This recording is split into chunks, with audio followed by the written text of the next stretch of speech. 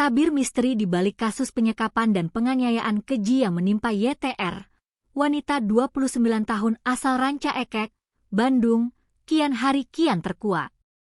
Sosok sang algojo kini resmi menyandang status sebagai buron kakap yang paling dicari.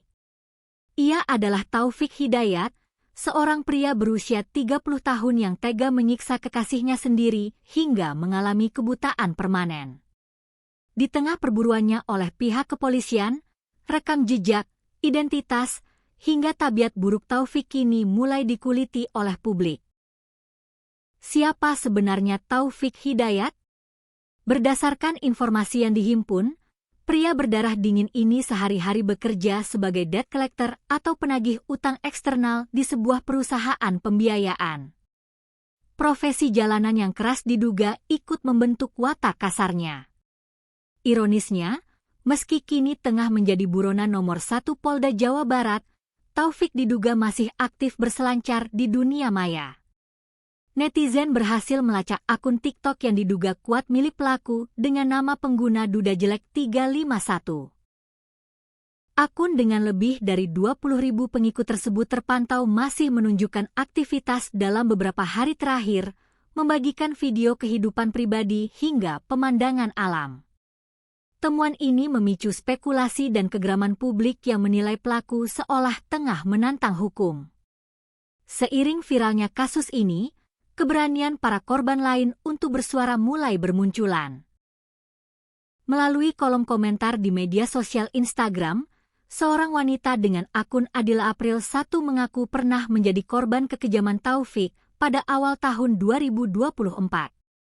Wanita tersebut menceritakan momen mengerikan saat dirinya dibawa paksa ke wilayah Solokan Jeruk yang asing baginya. Beruntung, ia berhasil selamat dan dipulangkan setelah terus-menerus memohon, meskipun akhirnya diturunkan begitu saja di depan sebuah minimarket di kawasan Cicahem.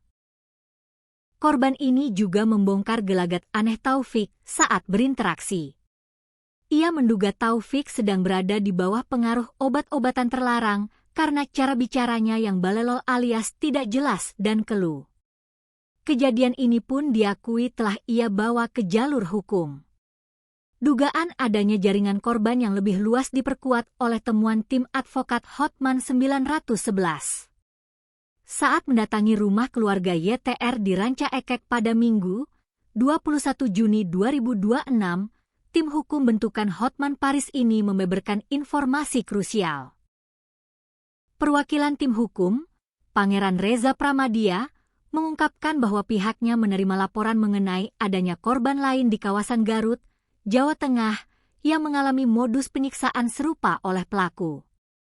Menyadari adanya potensi predator seksual dan kekerasan berantai, tim Hotman 911 mendesak agar kepolisian bergerak ekstra cepat sebelum jatuh korban-korban baru dari kefasikan Taufik Hidayat.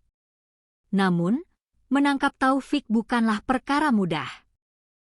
Kabid Humas Polda Jawa Barat, Kombes Hendra Rochmawan, mengakui bahwa pelaku sangat licin dan kerap berpindah-pindah tempat terisolasi.